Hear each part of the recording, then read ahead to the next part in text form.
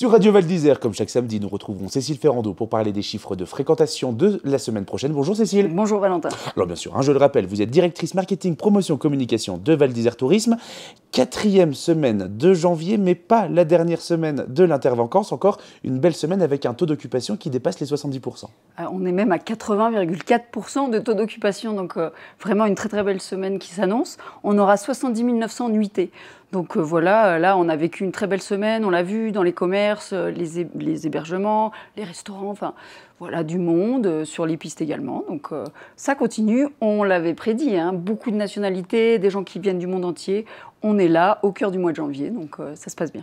Et une clientèle qui fait plaisir aussi aux commerçants, ils le disent tous, c'est la meilleure période le mois de janvier, puisque c'est une clientèle qui a un plus fort pouvoir d'achat que sur d'autres périodes. Très fort pouvoir d'achat, c'est toujours la qualité versus quantité. C'est vrai qu'au mois de janvier, voilà, souvent c'est des couples ou des familles ou des gens qui viennent entre amis qui ont c'est vrai, voilà, un fort pouvoir d'achat. Et là, ils sont chez les commerçants, ils vont au restaurant. Donc tout le monde est plutôt satisfait de cette clientèle de janvier. On a aussi nos séminaristes, on le sait, qui sont là. Beaucoup d'anglais, britanniques, tout le monde est de retour à Val d'Isère. Et voilà, on pensait avoir un petit creux. J'en parlais avec certains socioprofessionnels qui disaient on va mettre des gens en congé. Mais finalement, je pense qu'il n'y aura pas trop de gens en congé avant la première semaine des vacances de février. Donc c'est une bonne nouvelle pour notre destination. On n'est pas les seuls. Les autres stations de montagne, en tout cas en altitude, travaillent très bien. Il y a une vraie appétence pour le ski. Les gens reviennent de pays lointains, on l'a vu, l'Australie, les gens reviennent, Brésil, tout ça. Ils n'ont pas pu skier depuis le Covid et ils sont là. Et c'est très bien pour tout le monde.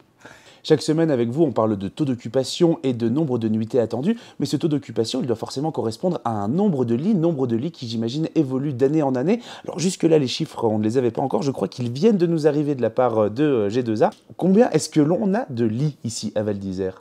Alors, on parle toujours de lits commercialisables. Vous vous souvenez, nous, on est sur les lits marchands, c'est-à-dire les lits qu'on met en vente sur le marché.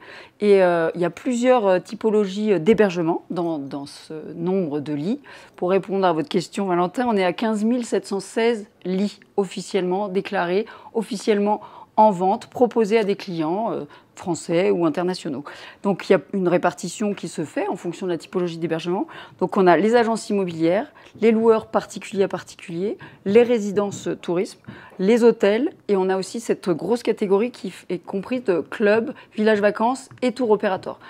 Donc ça c'est une grosse catégorie qui a beaucoup évolué. Donc sur les 15 716 lits, pour vous donner un exemple, cette année on a 3 380 lits en PAP, particulier à particulier.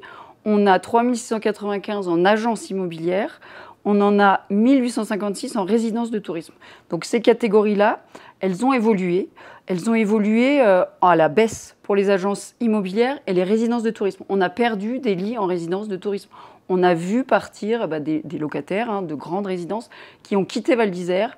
C'est dommageable pour nous parce que du coup, on manque de produits. On manque de produits pour les gens qui cherchent des résidences de tourisme haut de gamme ou pas haut de gamme d'ailleurs. Mais du coup, nous, on ne peut plus proposer Val d'Isère à une certaine typologie de clientèle. Pour ne pas le citer, je vais parler du Jardin de la Balme, par exemple, qui est parti. Voilà, donc ça fait beaucoup de lits en moins.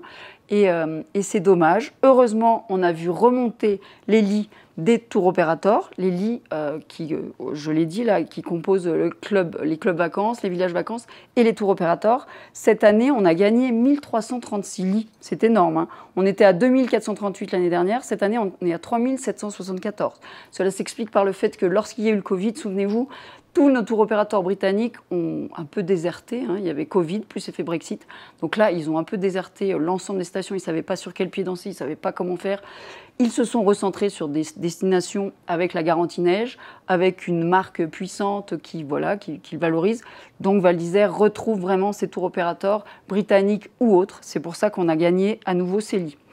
En hôtel, là, on constate qu'on est vraiment ISO. On est à 3011 lits, on était à 3030 lits.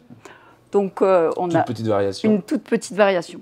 Mais il faut vraiment se dire que c'est très intéressant, important cette typologie de lits, parce qu'on voit souvent des destinations qui n'ont pas d'hôtel être à la peine, parce qu'on a ce qu'on appelle ensuite des lits froids, puisque les hôteliers, quand vous avez des gens qui viennent chaque semaine, chaque jour, court séjour, long séjour, ils font vraiment vivre la destination. Par contre, quand vous avez uniquement de l'immobilier avec des appartements qui restent un peu voilà, là, sans être loués, et bien là, ça fait perdre en fait la valeur à la destination, puisque les gens ne viennent plus consommer le ski, ne viennent plus consommer dans les commerces. Donc il faut toujours être très très vigilant à cette typologie d'hébergement, essayer de faire en sorte d'avoir toujours un savant équilibre pour pouvoir à la fois accueillir des gens dans un hôtel ou alors dans des résidences avec des groupes, comme on a aussi là pendant cette semaine, on accueille aussi des groupes de plus jeunes, scandinaves, qui sont quand même là.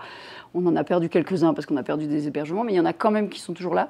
Et donc toujours ce point de vigilance à avoir un bon équilibre pour que Val d'Isère puisse parler à tous et qu'on puisse renouveler nos clientèles, qu'on ne soit pas que dans de l'hôtellerie haut de gamme de luxe ou dans de la résidence de tourisme à très bas prix, ce qui n'est pas le cas pour nous. Mais voilà, l'important, le message à faire passer, c'est ça, c'est de garder cette diversité qui fait la puissance de Val d'Isère. C'est cette mixité entre des clients qui sont dans des hôtels 5 étoiles, qui se croisent avec des saisonniers ou qui se croisent aussi avec des gens qui sont dans des résidences de tourisme.